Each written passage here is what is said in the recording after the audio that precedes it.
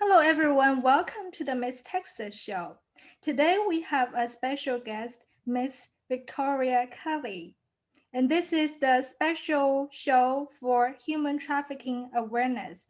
This show is sponsored by Hope PYX Global. It is a 501c3 nonprofit organization supporting victims and survivors from all backgrounds who are from the crimes of domestic violence, sex trafficking, and sexual abuse. The Mixed Texas Show highlights survivors of these areas, and we bring community leaders on board to share the community resources. Under the military segment, we have partnered with the National Veterans Chamber of Commerce, and we invite military and veteran members who would like to share their stories during and after their service. We also have another segment called the beauty segment. This is the segment where we share stories by our pageant sisters, our artists, and most importantly, survivors who are ambassadors for these causes to share the platforms and the impact that they are making in the community. If you would like to be a show guest, you can email us at missusatexas@gmail.com. It's msusatexas@gmail.com. Or you can also contact us at the same username on Facebook. Now, without further ado, welcome, Victoria. Thank you. Thank you for being on our show. We're going to do a quick intro of Victoria. Victoria is a survivor of incest by her biological father, who she referred to as her sperm donor. And that was from infancy until she was 21 month old. 21 years old. 21 years old. Oh, wow. Yes. And also, Victoria was prostituted by a boyfriend or pimp, which at the time that you didn't know he was a pimp. Mhm. And later on, she was kidnapped by a pimp and raped. He wanted to turn her out, but a quick lie allowed her to get away from him. Today, Victoria is beautiful. You don't look 58 years old. I would say you're 58 years young now. And you entered therapy when you were at the age of 21 years old. I guess that was, at the end after your father's abuse. And you began to work with victims and survivors of abuse to speak out and educate others on how they help, on how to help other survivors. And you have spoken with many survivors about how to heal from their own childhood and adult traumas. Now, without further ado, let's welcome Victoria. Thank you for coming to the show, Victoria. Well, I really appreciate you having me. And this is a topic I don't speak a lot about. I have told my story about my incest before, and I'm in recovery, and I speak very freely about the abuse that I've suffered in all the different ways, which are many, many different ways. And I guess to start my story out, Um, when I was a year old, my mother sent me and my two brothers, who were older, one was a year and a half, the other was 2.5 years older than me, on a train from uh, Las Vegas to Minnesota to live with my grandparents, her father and stepmother. And when I asked her later on, because I just figured my parents didn't want me, that's how I felt all my life. I was giving away what an awful baby I must have been because they didn't want me, because I never knew the story. And I didn't find out till I was like 8 years old when the neighbor told me that they weren't my real parents. I thought they were my parents because that's what they told me, and they gave me their name even though I wasn't adopted. I wasn't legally had their name.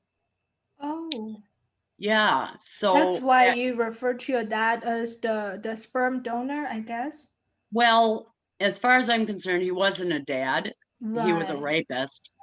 He Yes. was my rapist, Yes.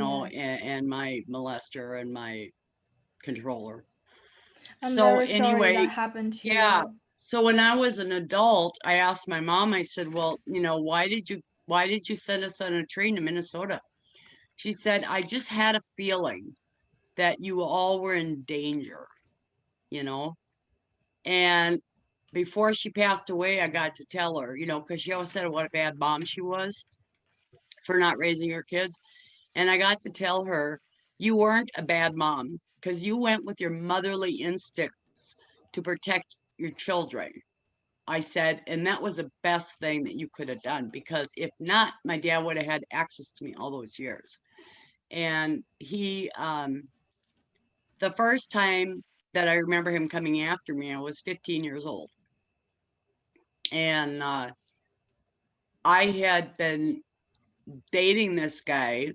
And of course, I thought he was my boyfriend, but uh, I didn't even know until I started getting into therapy when I started uncovering a lot of hidden memories that he had actually prostituted me because I don't remember all of it, but I remember one time where and we'd get drunk and high and he started in bed with me and then I remember about 8 guys outside the door and they were all waiting in line to come and have sex with me.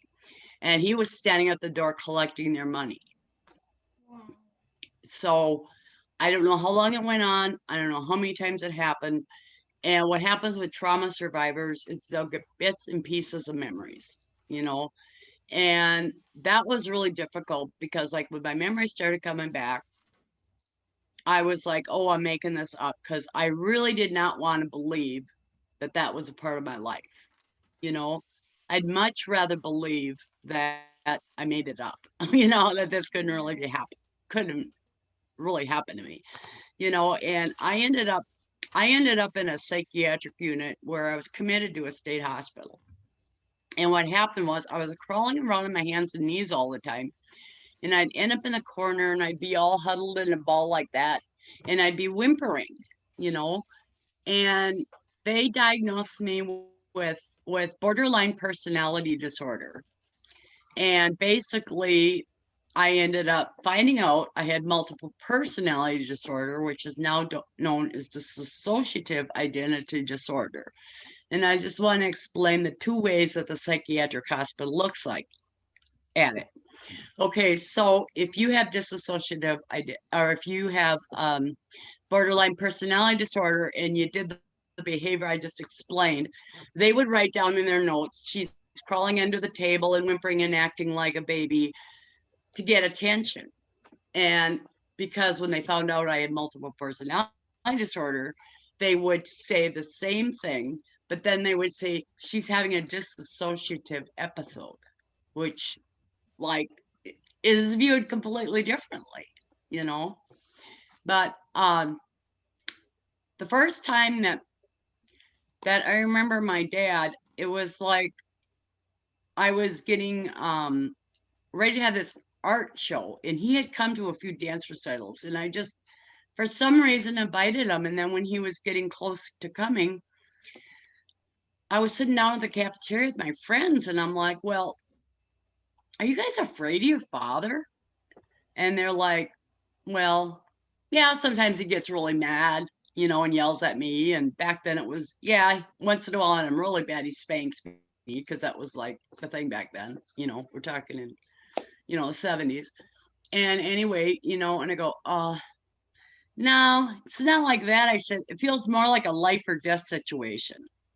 And they gave me, oh, I tell you, the looks they gave me, and I like quick changed the subject. Like, I knew that it was wrong to say that. I knew that I must be crazy because I really couldn't understand why I was afraid of them. But when I was committed to this hospital, they let you out on the weekend. So I was married at the time, and my husband was a wonderful man and supported me through all the stuff that I went through with my mental illness. He was just an amazing man. He still is, but we're not married right now, but we're still great friends. So anyway, he brought me to my grandparents' house, and I sat down with my grandmother and I told her how I was acting with this crawling in the corner thing. And I said, well, what was I like? Was I like that when I came to live with you? Because my mom put me on a train on my birthday, on my first birthday, and she said, I kissed you on the forehead and said, this is the best birthday present I'll ever give you.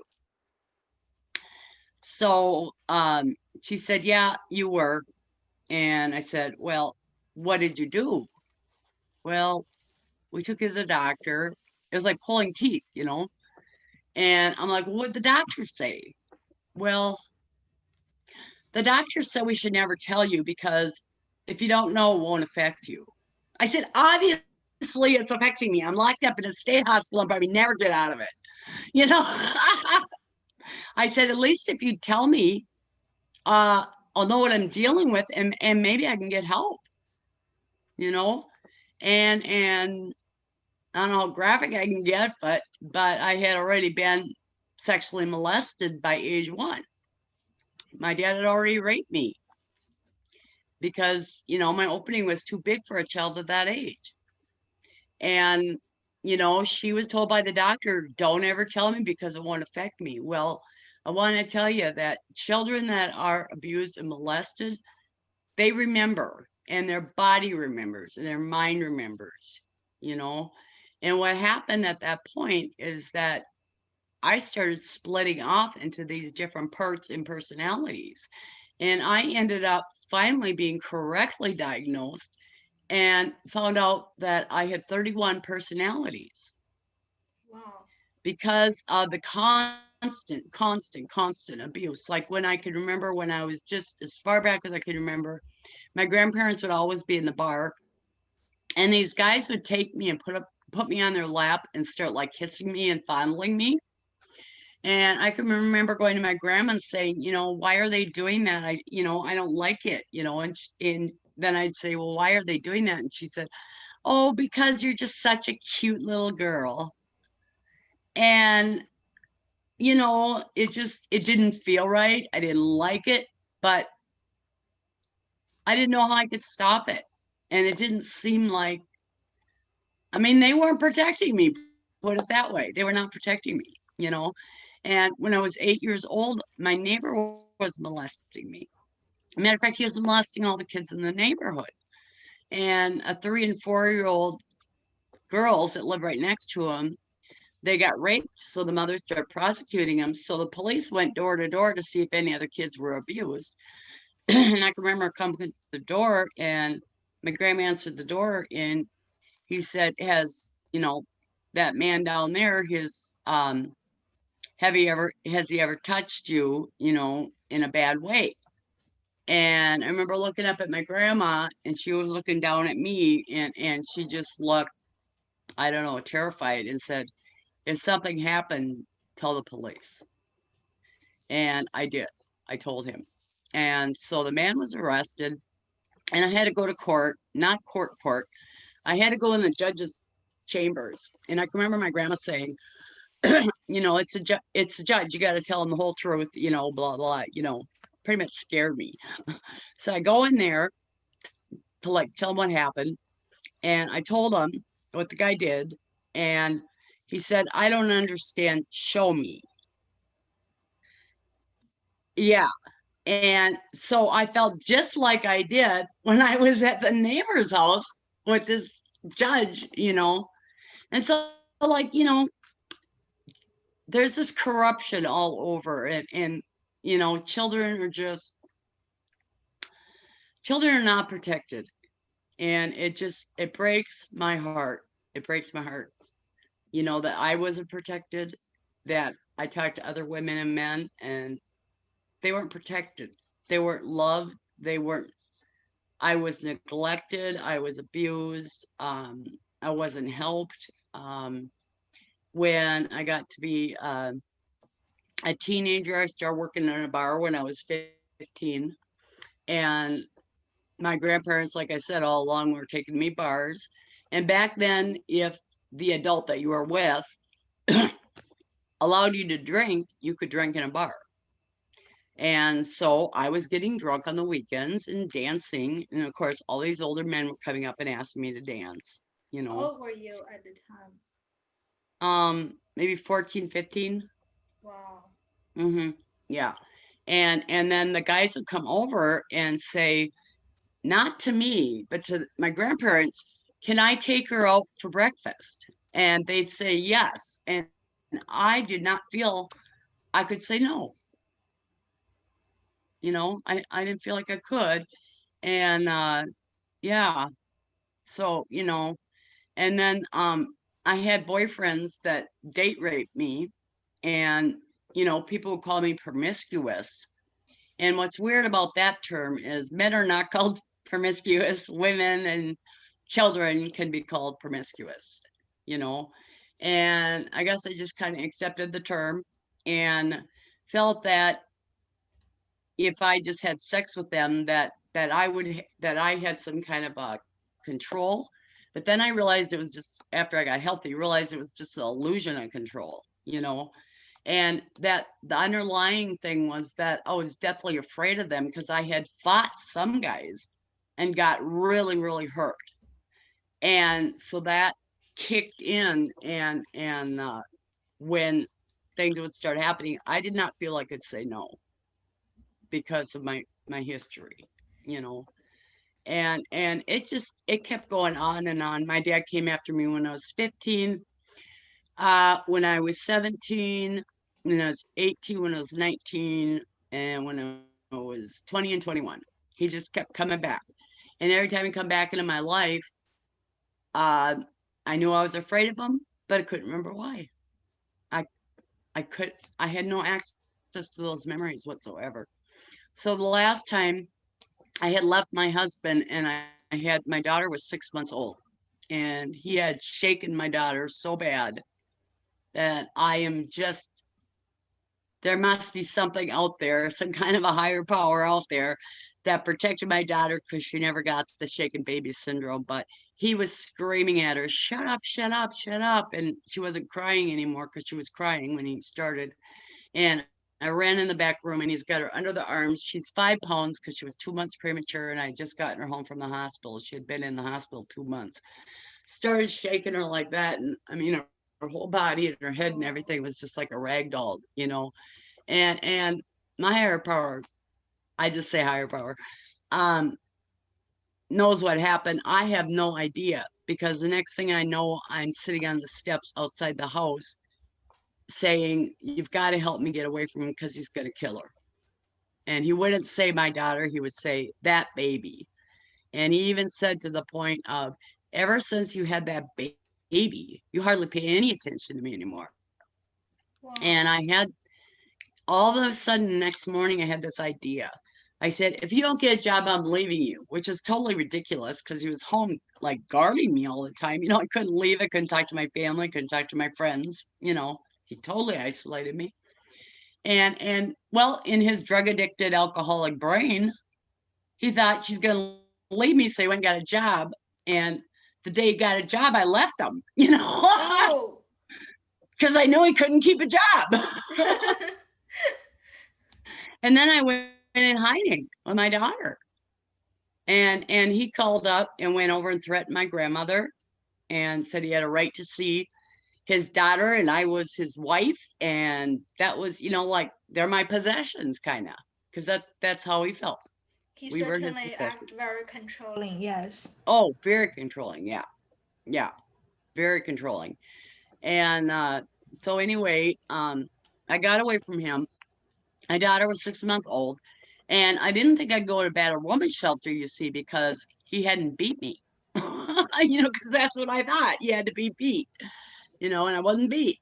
And I told my grandfather what had been going on, and he's like, yeah, but has he hit you? And I go, no. He goes, well, I don't understand why you're leaving. And I explained, like, just like I'm explaining to you, and I could see your face, and you're like, you know, and anybody else I tell this story to, they're like, well, yeah, leave him. Very narcissistic. And anyway, I got away from him, went into hiding. And then I met my son's father about 2 years later, and he ended up being abusive to me. And I didn't know that he had abused my son and my daughter. I didn't know that. But he found out what my dad had done to me, the kind of abuse he did to me, sexual abuse. And he started doing the same type of stuff Oh, to your kids. to me. Well, to me, and Oh, I don't really know how much my kids, I don't really want to say much about my kids just because that's their story to tell, yes, you yes. know. But anyway, I got away from him and I went to a battered women's shelter and I started going to support groups there, you know. And it was really wonderful because I met some really wonderful women and I got empowered, totally empowered. You know, they had the power and control wheel and I worked with the Minnesota Coalition for Battered Women. They sent us to conferences on sexual abuse and battered women and all these professionals were speaking, but what was weird back then was professionals were speaking, survivors weren't speaking, you know. We had our support group and that was it. But we volunteered to help the women that were still in the shelter, you know. And I had went to one of the conferences and I heard this one woman speak and she was used in prostitution too. And anyway, she was up there and she was telling her story, and she's from New York too. So, she's got really this attitude, and she's like up there telling her story. And I'm like, one day I'm going to do that, one day I'm going to do that. And at that time, I could barely put three words together, because I was so traumatized.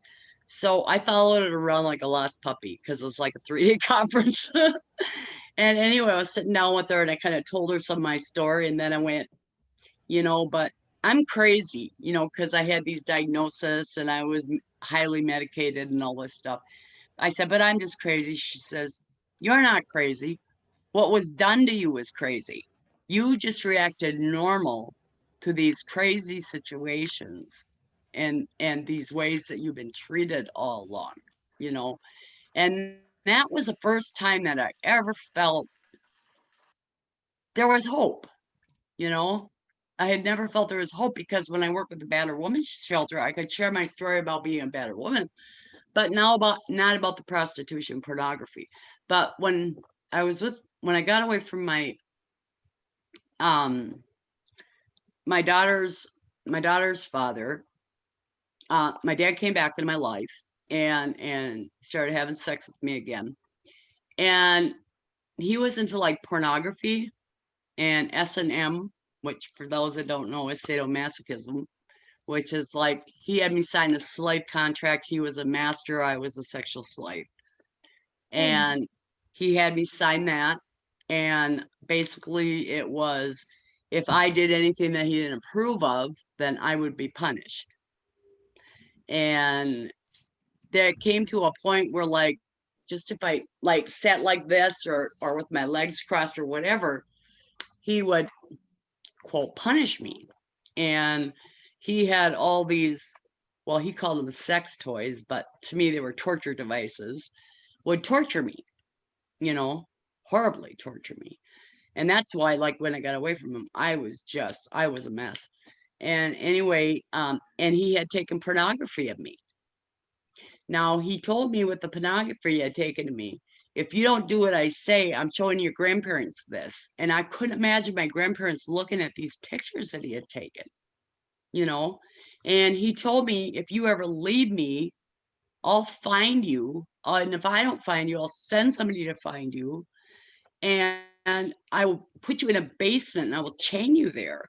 And he had this off the wall, black and white pornography magazines. I'm not talking about the pornography magazines that you see, even though that's a whole nother issue. But um, they were like black and white pictures. And he's like, wouldn't it be cool if I sent your pictures in there sometime?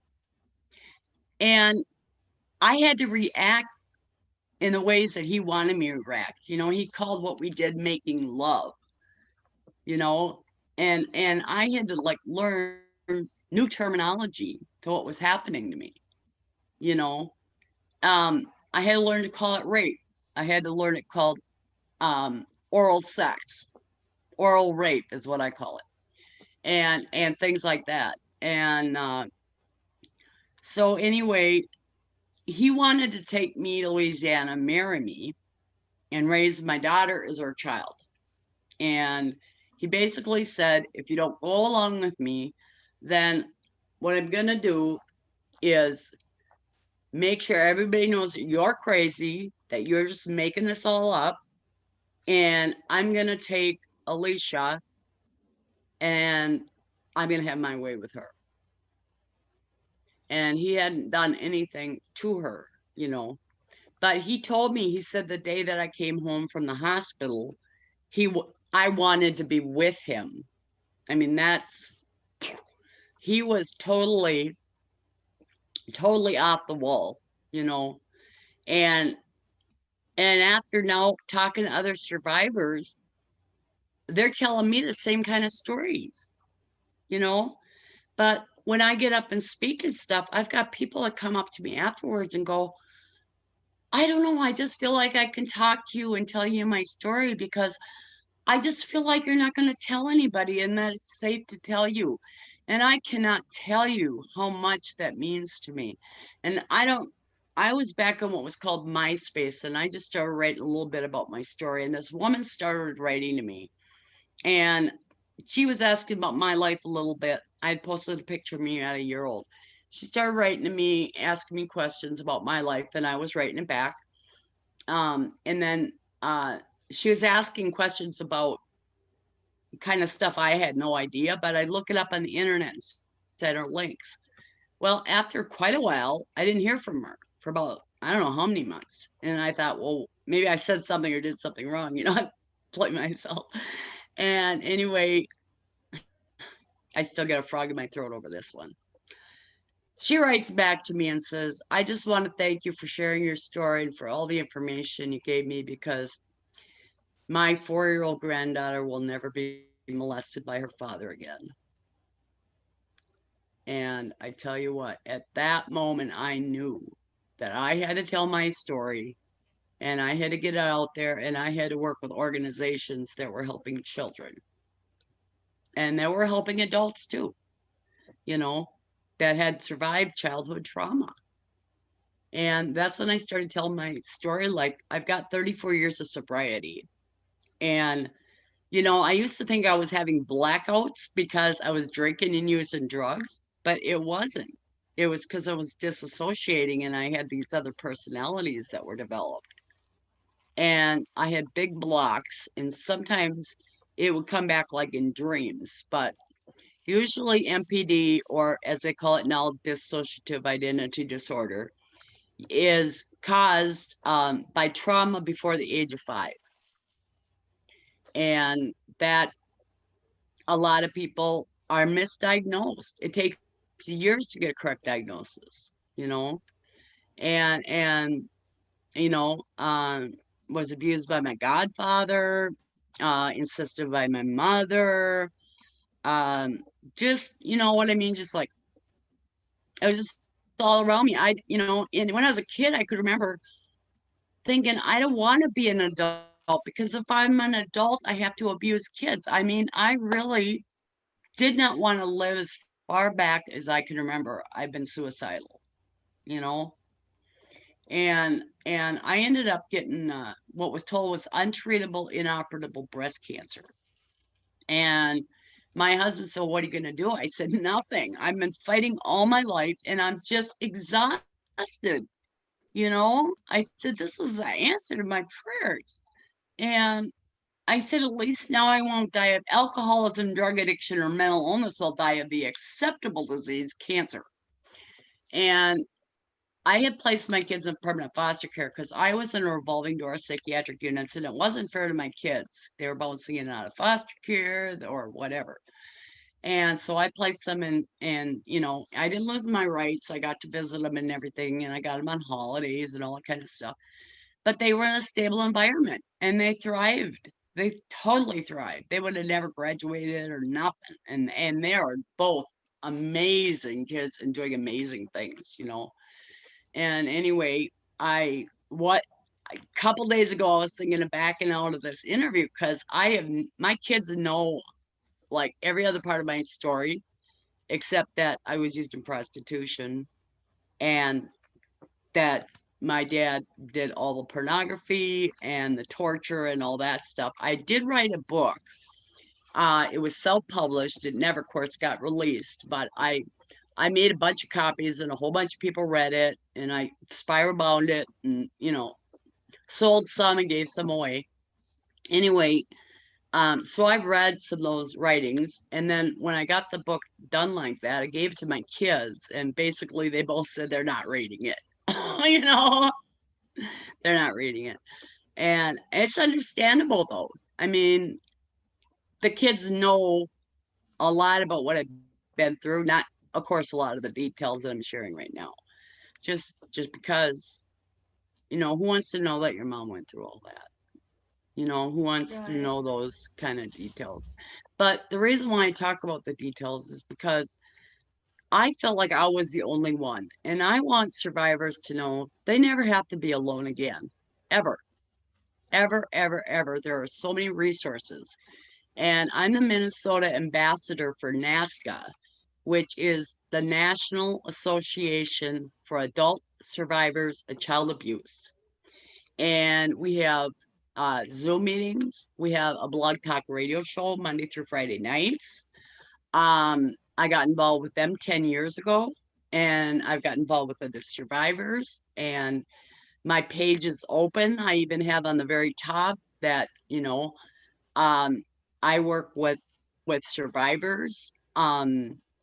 If you want help, and that's the big part of it. If you want help, because I was helping people and I was doing all the work and they weren't, you know, I'd say, well, oh, I looked into that and you could do this and that and the other thing. Like, I don't know. And I would spend like all this energy and I would spend no time for me. And I had to learn how to take care of myself, how to love myself, how to, like even just sit back and relax for 5 minutes at one time to begin with was like forever. And I had all these self-negative messages I was telling myself. And so through therapy, you know, I was with a psychologist for 13 years. And actually my alters have merged and I no longer have MPD. And not every, that doesn't always happen. And what's hard is there's not a whole lot of therapists out there that know how to deal with trauma. There's a lot of people that go to therapists that don't know how to deal with trauma. And I specifically tell people make sure the therapist that you're getting knows is a trauma based therapist, you know, because there's just a whole lot of complaint issues. Because every single day of my life, I can still, a noise will happen or a word will be said or whatever, and it'll what they call trigger you, which kind of brings you back to the situation that you were in before, you know? And it's not as bad as it used to be. I mean, it used to be like constant. And I was in so much pain. And the only way I could release the pain for me was cutting. So I started cutting myself. And it wasn't because I wanted attention, like some people think. And it wasn't because I wanted to hurt myself. It was like a release for me. It was the only way I felt I could release. I also have eating disorders. Um, I have trouble eating. I have to force myself to eat. I've been homeless. This will be my 20th time. They weren't allow me to have a service dog where I live, and I'm in an assisted living facility. And I had to get a disability law attorney to force them to let my dog stay here with me. And that was so traumatic. And I need the dog because of the trauma. So it's like this revolving, and the end of October was when I was supposed to get my lease renewed. And the director told me, we're not renewing your lease because if I'd have known you were going to have a dog when you moved in here, they won't call it a service animal. If you were going to have a dog when you moved in here, I'd have never let you in the first place. And so, it's like I talked to my disability law attorney, and she says, that's like telling somebody with a wheelchair that they can't have their wheelchair in there. She goes, because that is what you need for your disability. Right. you know? And it's so frustrating and being labeled with a mental illness. And I used to say, I am a multiple, like I have multiple personality disorder, right? So I'd say I am a multiple. And then I learned because I work with NAMI, the National Association for the Mentally Ill, which uh, they got some good ideas but with MPD, I don't know. But anyway, what they were saying is you are not your diagnosis, you know? So instead of saying I'm a multiple, I say I was diagnosed with multiple personality disorder because I'm more than my mental illness, you know? And I don't even call it mental illness anymore. I call it mental health issues. And the organization I worked with when I met that woman, I worked with her for many years. And I ended up doing juvenile prostitution prevention in schools and with law enforcement, with social workers. And I went all over Minnesota doing all kinds of speaking at sexual assault centers, battered women shelters, conferences all over. And it was so empowering and it was so wonderful. And the first time I ever really spoke out, somebody had read one of my poems and they asked me to go and take back the night in northern Minnesota to read it. So I got there to read it because I had published it in a couple places. I got there to read it, and there were so many people there. I thought, there's no way I can read this in front of all this. It was just short too. No way I could read this in front of all those people. And I know I cried through the whole thing, and I was sure nobody could understand what I said. Would you like to share one of the poems with us? Oh, I wish. Um, yeah, I wish I had it right here. Um, That's okay. let's see. If you want, we can put in the content section to share with the Yeah, audience. Mm-hmm. that would be wonderful because I love to share my poetry. And the one I read is called Who's a Prisoner? And it talked about still feeling imprisoned after I had gotten away from my dad. Now he died a little over 2 years ago. And I can no, I usually can't not put things into words, but I cannot put into words the freedom that I felt when I knew he had died and I didn't have to worry anymore. And people are like, he's so old, don't worry about it. He probably forgot about you. I mean, he told me if you leave me, I'll send somebody to find you, you know? And I believed him because everything else he told me he did to me. And oh yeah, it was a freedom. And then I went to a sexual assault conference or take back the night, and they had some stuff on incest, but then they had one on uh um a woman was talking about her mother who incested her. And so I went to the conference and I had never even remembered my mom having sex with me, you know.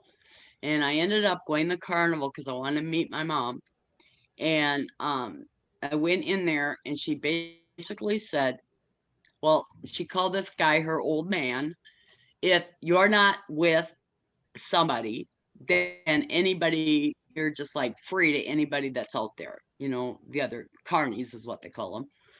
And so she told me the only way to be safe is to be with her and her old man. And that was, you know, I was just stuck out there. And then when I was 17, my mom called me up and got me to go out to this place that my dad had gotten. And my brothers were there. And we got drunk and high, I know that. And anyway, so my dad said, let's go for a walk. And like I said, I felt afraid of him. But we were going for a walk and it was a beautiful day in Minnesota in November. And I love the fall. And he brings me this trailer back out in the woods, and I don't want to go in there with him, but he pretty much pulled me in there and started raping me, and I was screaming because of the way he was raping me. And my mother came bursting in and said, "What the f is going on in here?" And he said, "Never mind, it's none of your business. Just get out of here." and she left. And in the back of my head, I'm thinking, she's going to go get a bat to beat him off or call the police. Yeah. And she didn't. She didn't. And then that night, he orchestrated us, the three of us, having sex together. And then the next day, we had Thanksgiving. Like, like everything was normal.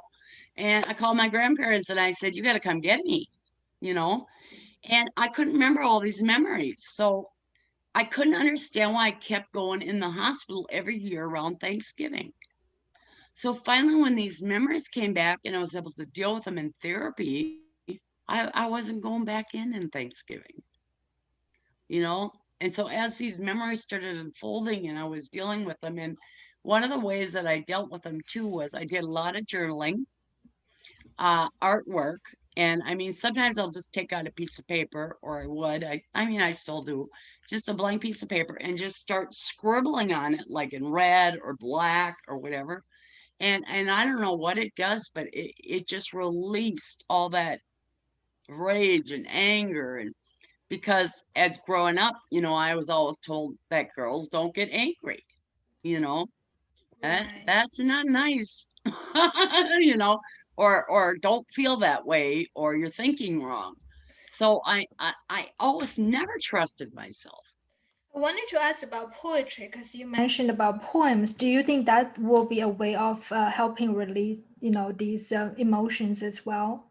Oh, absolutely, absolutely. And my stuff does not rhyme, so it's not called poetry, it's called prose, you know. And I had a personal care attendant that was helping me out. Matter of fact, he would go to therapy with me, and I would disassociate, like I didn't even know who I was or where I was going or anything. So he'd get me back home, and he'd wait till I got grounded, which basically means come back into my body. And he was working, he had gotten a grant through Minnesota, some kind of an arts group, and he was putting a journal together buying for people with mental illness. And he saw some of my poetry and asked me to help him out with the project, which I did.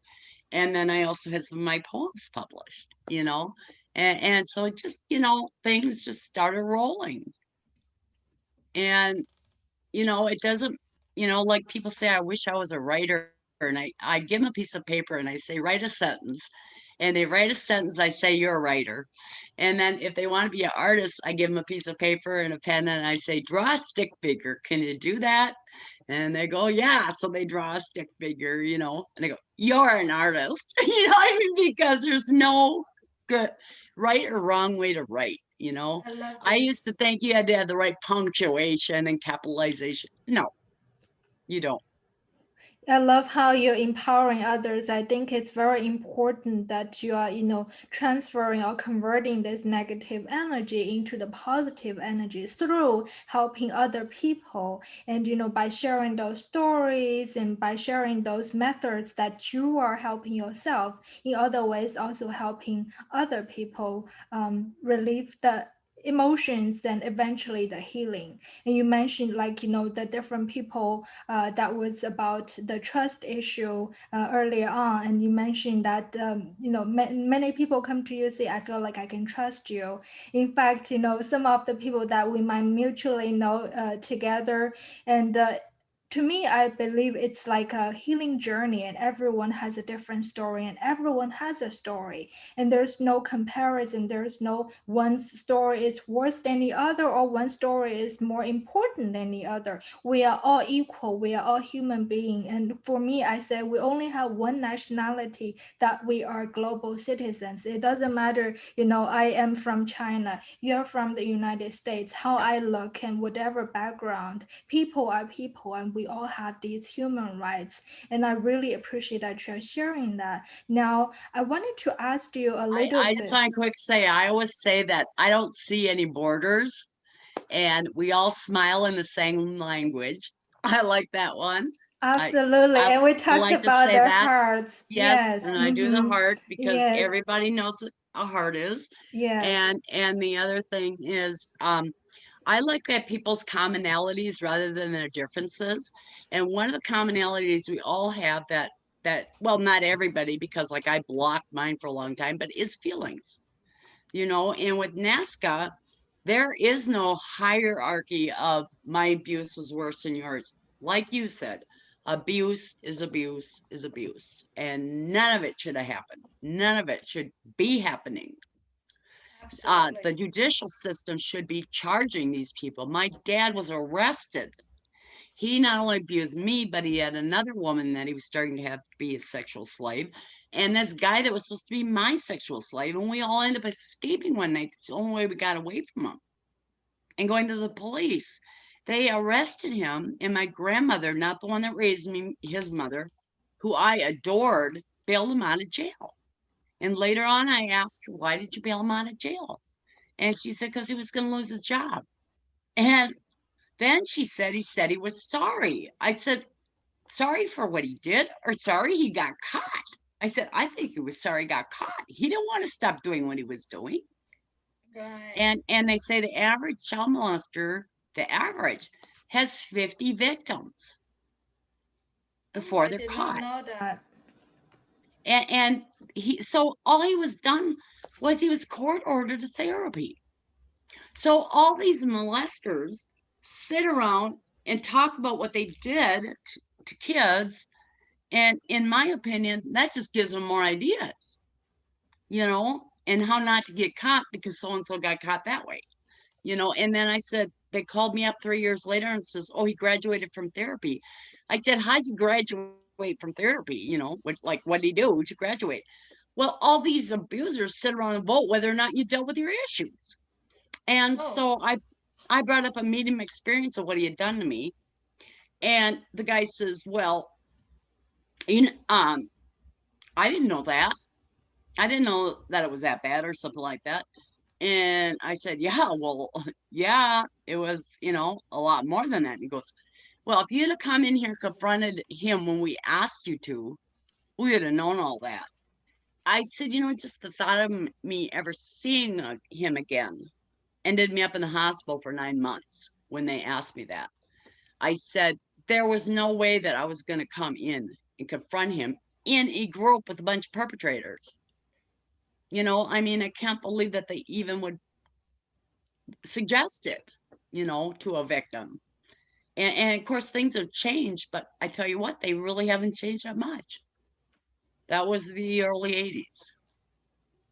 I'm really sorry for what you have been through, and I can only imagine how much a relief when you mentioned 2 years ago when your dad passed away. That the relief, and when you were especially a child and you look up to your dad, look up as your guardian, look as an adult supposed to be the role model who did that to you and who in the later part of your life can you rely on, right? So you mentioned your ex, I don't know if it was your boyfriend who had you had a daughter with, or was your ex-husband who Yeah. had a pornography, and from your childhood sexual assault. Do you think these things, for our audience, whether they may be victims now, they may be a survivor now, they may be just a general audience who did not know, like, even I work in this field, everyone's story is different, and I have my mouth wide open. So can you tell our audience who, if they don't know about anything about this, do you think that could lead to the sex trafficking, and what can they do to prevent that? Well, it's a lot easier to help a child than it is that you can tell is in trouble. And if you go on NASCA, which is, I'm going to say it again, NAA, two A's, SCA.org, there's a whole bunch of resources. So one of our main thing is helping survivors, and the other part is educating the public. And so we have so many projects and information on that website. There's also a hotline you can call, and I don't know the number, but just look it up. It's called RAIN. It stands for Rape, Abuse, Incest National Network. So it's rain with two N's.org. Yes, we'll be And linking those information in the that would content be section, wonderful. so our That would be, audience can be, uh-huh, referring to that. I'm actually an ambassador with NASCAR as well for the state of Texas. So NASCAR is fantastic. doing a great job, and thank Yeah. you for sharing those information. Yes. And then I also just want to say to people that, you know, we got to stop blaming children. You know, we call them child prostitutes or teen prostitutes or promiscuous children. They're not prostitutes. They're being raped. They're rape victims, you know, and we need to learn the correct terminology. And like I said, I had to relearn all these things. My dad was not making love to me. He was raping me, you know? And my boyfriend wasn't, just having his friends having sex with me. He was getting paid. And anytime, you know, you were talking about human trafficking, anytime somebody ends up profiting from systems of prostitution, which is prostitution, pornography, and stripping. If somebody else is profiting off you doing that or being in that or whatever, I don't say I was a prostitute. I say I was prostituted because that's not who I was. It's what was done to me. I was the victim. They were the pimp. They were the John, the ones that bought, and they're not getting arrested. The women get arrested. They get a record. A lot of times they could be at chance of losing their children. There's not a lot of advocacy out there. And there are people that, because of their family or because they're still in hiding, can't come on a program like this and speak out. And the other thing is people say, well, if you've been through this, you need to tell your story so you can help other survivors get out there on the radio or like we're doing, YouTube. But you know what? Not everybody needs to do that. Everybody has their own way, you know. And I just think, I tell people if you're walking down the street and you see somebody like smacking their kid, what would you do?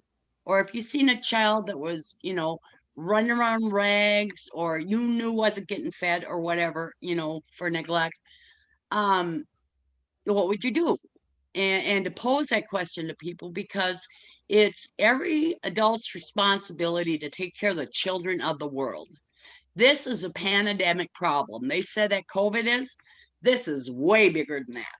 And this has been around forever. Yes, I call this the hidden epidemic that, is going around forever. And it takes the army of us. It's not like yourself, myself can fight it alone. And it takes decades. It's not just the month of January. January is just the awareness month that we are all trying to get, just like each month it's dedicated to a certain cause. But I want your audience to know that this is happening in America. This is happening to our children, and we all need to take actions, whether it's your children, whether it's your neighbor's children, whether it's your family's children. We need to take action so that we can end this violent crime together. But I wanted to thank you so much, Victoria. It Yeah. is wonderful, to have you get online to share with our audience about your story. And it is very brave of you to share the story. Just like you said, not everyone is in a position to share, whether we have different victims and or survivors. They're concerned whether it's about their identity, whether it's about they're still in the run, on the run, and cannot reveal their identity, or maybe they're just not in a position, not in a place of healing. And that's why we, just like you said earlier, it a common thing is that they all have been abused. It doesn't matter how they were abused and in which way they were abused, who abused them, but they were abused. We have to accept the fact that they are the victims, and we need to love them just equally as they are, and not label them for what they have been through, because it is not their fault. No, No. no, it's not.